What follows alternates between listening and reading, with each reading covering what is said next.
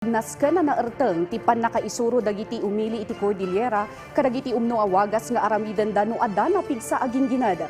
Dayta ti insayang ka ti NDRRMC ita a National Disaster Resilience Month. Daytoy ti detalye. Tunggal bulan ti Hulyo, maobobserbaran iti National Disaster Resilience Month iti intero a pagilian. Tinawa na maobobserbaran daytoy tapno mapapigsa ti panagsagana ken kinatalgad ti komunidad kontra iti pagkad ken kalamidad. Masansa na makapasar iti panagreggaay ti daga ken layos no ada iti napigsa a bagyo.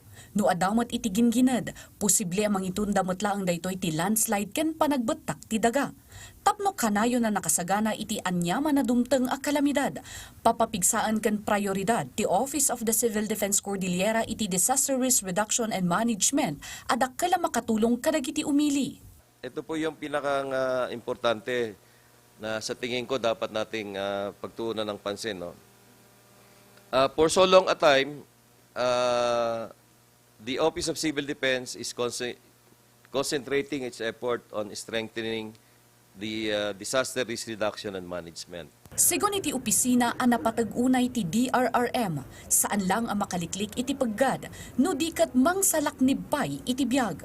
Impanakalma ti direktor ti nasao nga opisina gapu iti tinawan nga obserbasyon, may saan na isuro daytoy iti umili iti panagbalin a kinaandur. Masasabi ko na isa sa mga gains natin is we save lives. We reduce the casualties, we improve our systems and procedures. And makikita naman natin yan, even yung ating mga responses are now very calibrated na lahat eh. I mean, nakaplano na lahat, no? Iti Cordillera iti obserbasyon ti National Disaster Resilience Month, nagduduma nga aktibidad ti nakapila adjaya para ti publiko.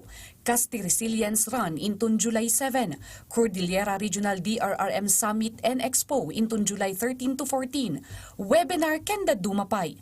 Mauawis ti umili intun July 6 a makimay-maysa para iti opening and Thanksgiving ceremony iti nasao nga obserbasyon nga adaan iti tema a naghahanda at kumikilos tungo sa panatag ng bagong Pilipinas.